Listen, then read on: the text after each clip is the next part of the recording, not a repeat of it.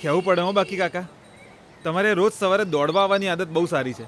એકદમ ફિટ રહેવાય છે. હા, ફિટનેસ પણ ખરી અને મજબૂરી પણ ખરી. અને હા, બીજી પણ એક આદત છે, રોજ હસમુખભાઈના ઘરે જઈને કોફી પીવાની. એ બંનેનું મન અને આપણું મન બંને પ્રફુલ્લિત રહે છે હો. ચલો ચલો. આવું કે હસમુખ કાકા.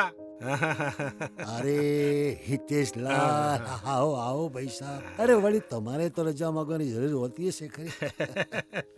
હાસ તો વળી તમારી તો રાહ જોતા હતા કોફી પીવા માટે. ચાલો હું બનાવીને લાવું.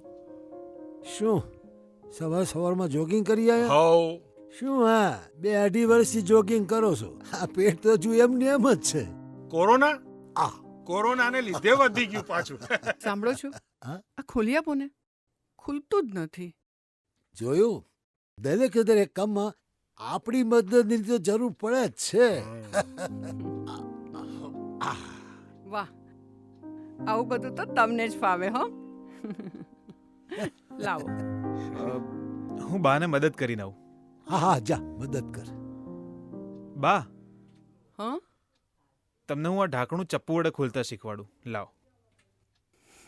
બેટા, બોટલ તો હું પણ ખોલી શકું એમ છું, પણ વાત એમ છે ને કે જો આ બોટલ તારા દાદા પાસે ખોલાવું ને તો એમને એવું લાગે કે મને એમની બહુ જ જરૂર છે. આ અમારો પ્રેમ છે.